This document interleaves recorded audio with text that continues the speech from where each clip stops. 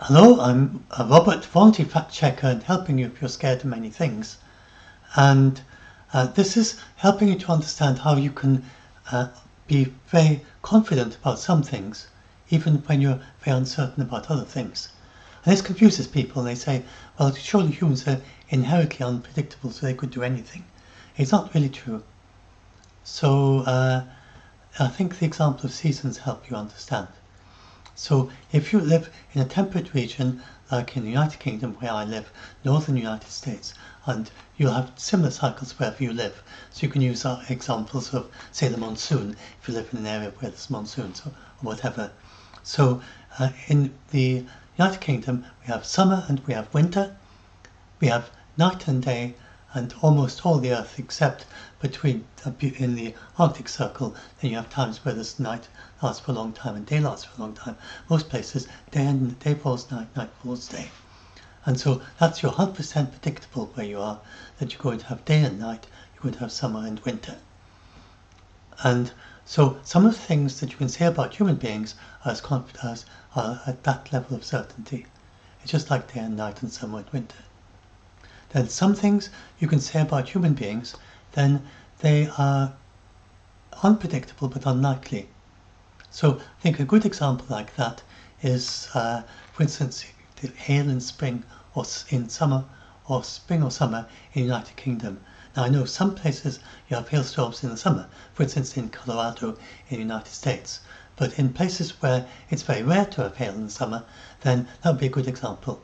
So you could say, and so before Trump did these US strikes on Iran, then based on the knowledge that we had beforehand, I think it's possible he might have had secret intelligence that might explain the difference.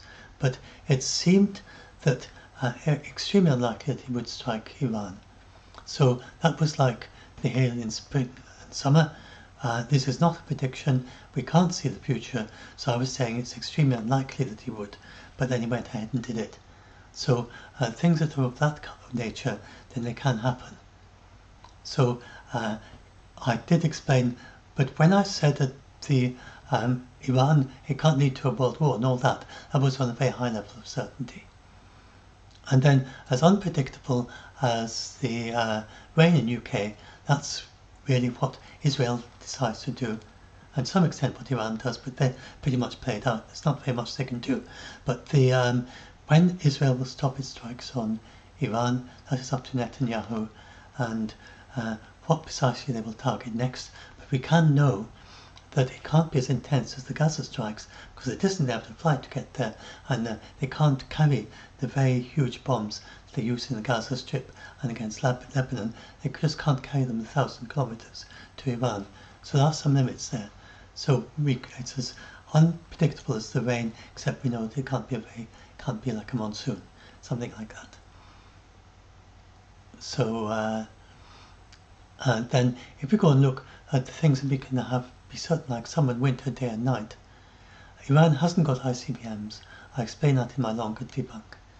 I explained that in previous videos, and I talk about that in my longer debunk, so I don't want to go into it just now because I just want to. But it hasn't got ICBM technology, which it would take ages to develop. Lots of tests, it hasn't done it. So that means it simply doesn't have the ability to fire ballistic missiles more than a few thousand kilometers. And it only fires them 2,000 kilometers in order to be able to get from central Iran to Israel. It can't even get to Israel from the most western part, most eastern part of Iran. So Iran can't attack the United States or Europe with its missiles. We've got 100% certainty there, just like day and night. Iran can't fight a world war, and again, I explain all through my debunk, it's just impossible, it can't fight anything like it. The same level of totally certain, then Russia and China are not helping Iran in any way. Iran has got billions of dollars that it could spend on modern fighter jets, and Russia and China, they could earn a few $1 billion by selling Iran fighter jets. And they're not going to do that, they refuse to do that. Fighter jets that would be able to fight against F-16 and protect Iran's airspace. Not even sending their own people, just selling fighter jets. They are not going to do that. They have shown very clearly that they're not going to make that step.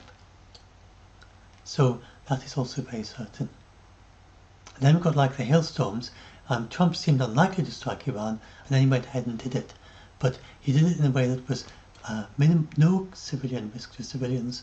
It was no risk to the United States. Flew at very high altitude, 15 kilometers in the sky, to drop it from that height. And United States, he would only have done it with assessing there was pretty much zero risk to United States soldiers in the area, and it seems to throw away a bargaining lever that he had, that he could say to Iran, look, I'm not going to strike Hormuz as long as you join the negotiations, not going to strike the Fordo unless you return, as long as you return to negotiations. But I think maybe Trump and the US has extra levers that we don't know about. That could help explain why he did what he did. Anyway, that is for Trump to this, and that's a broad context. There's no risk to us from that. If you're outside the United States, even if you're outside the Middle East, even if you're in the Middle East, I've got videos about that.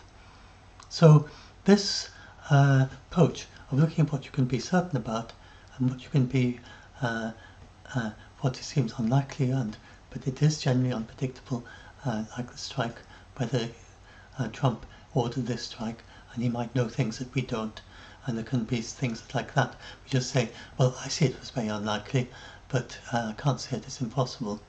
Then it looks like a hill in spring. And there's some things you just can't predict at all. And these are the things that you generally will find things in wars and in real life. And you can look at this in real life. Some people unpredictable may get angry with you unpredictably.